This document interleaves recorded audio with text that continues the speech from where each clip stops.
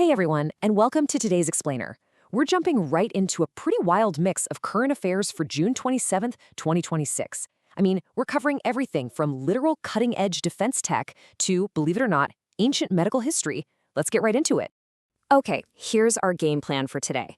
We'll be hitting 6 main areas: defense innovations, infrastructure and energy, national security, global heritage, environmental conservation, and then we'll wrap the whole shebang up with some rapid-fire global and domestic milestones. Sounds good? Let's go. All right, Section 1, Defense Innovations. Indigenous Missile Systems. So our first update highlights a really cool piece of indigenous defense tech. Now, you might have seen this in the news recently, but quick question for you. Which organization actually developed the Helena missile? If you guessed DRDO, you hit the nail on the head. That's the Defense Research and Development Organization. Helena, which, by the way, stands for Helicopter Launched NAG, is no joke. It's a third-generation fire-and-forget anti-tank guided missile. Basically, it uses this super advanced imaging infrared seeker to lock on before launch, and it can hit targets anywhere from 500 meters up to 7 kilometers away. But why is it making massive headlines today? Well, it comes down to a staggering number: 1,109.37 crore rupees. Bharat Dynamics Limited just scored an order for that exact amount from Hindustan Aeronautics Limited, literally just to supply the launchers for these missiles.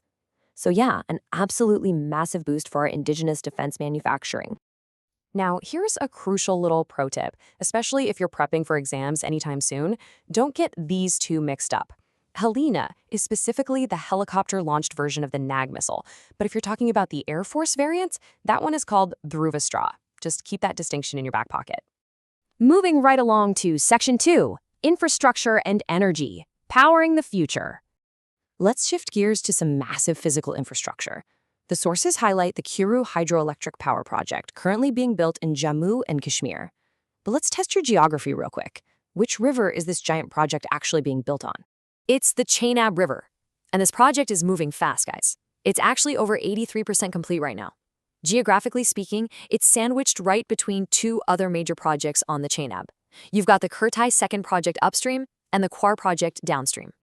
And the impact this is going to have on the energy grid, it's huge. We're talking a massive 624 megawatt capacity. It's a run-of-the-river project relying on a giant 135-meter concrete gravity dam, plus an underground powerhouse pumping out energy through 4 156-megawatt Francis turbines. Just a total powerhouse of engineering. All right, Section 3, National Security and Governance. Combating the drug menace. Turning our focus inward to domestic issues, we have the Narco Coordination Center, or NCRD. This is a big deal for national security, but do you know which ministry actually set this up? That would be the Ministry of Home Affairs. And it's super relevant today because the Union Home Minister literally just chaired the 10th apex-level meeting of NCRD over in New Delhi. The ministry created the center with one very clear, unified mission: to crack down hard on drug trafficking and substance abuse across the entire country. To actually pull that off, NCCORD focuses on 4 core objectives.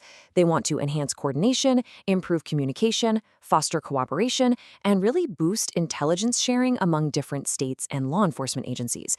Basically, it's a total all-hands-on-deck approach to tackle the issue comprehensively. Okay, let's switch gears a bit. Section 4, Global Recognition of Heritage. Ancient medical marvels. I always love it when ancient history pops up in modern international news. So, back in June 2026, a bronze statue of the ancient Indian medical pioneer Maharishi Sushruta was unveiled. But in which specific Scottish city? It was Edinburgh. Yeah, all the way in Scotland. Specifically, this statue was unveiled at the super prestigious Royal College of Surgeons of Edinburgh. It's just this massive, formal recognition of his truly unprecedented contributions to the medical field. And honestly, the guy deserves a bronze statue halfway across the world. He's widely known as both the father of surgery and the father of Indian medicine. He literally pioneered Shalya Tantra, which is surgical science, and developed some of the earliest plastic surgery techniques known to humanity. All of his knowledge was compiled into the Sushruta Samhita, which even today stands as one of the oldest and most comprehensive medical texts in human history. Pretty amazing, right? All right, Section 5, Environmental Conservation, Battling Invasive Species. Let's jump into some ecology. Our sources are flagging a highly problematic invasive plant species currently making headlines called Senna spectabilis. But where is this troublemaker actually native to? It originally hails from tropical America. It's this flowering tree in the Fabaceae family. The big problem here is that it aggressively invades forest ecosystems and completely chokes out the native vegetation. Right now, there are major efforts to literally uproot it from the Malay Mahadeshwara Hills Wildlife Sanctuary, just to restore the native grasses so the local wildlife has something to eat. And here's the crazy part.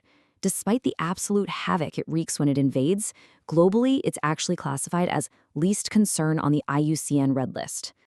Okay, home stretch. Section 6, Global and Domestic Milestones, Rapid Fire Updates. Let's blitz through some crucial global updates.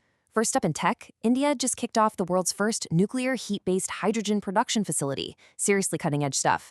In the corporate world, Prabhjit Singh was just named the new managing director for OpenAI in India, which is definitely going to accelerate the AI space there.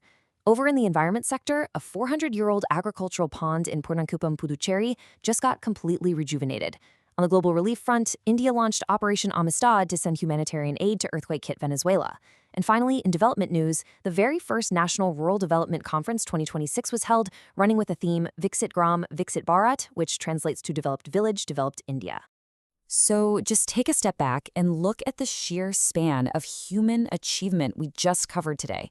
I mean, we went from ancient surgical pioneers being honored in Scotland all the way to the literal cutting edge of nuclear heat hydrogen production.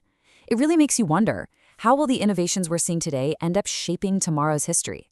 I highly encourage you to keep exploring these topics. Thanks so much for joining me on this explainer, and stay curious.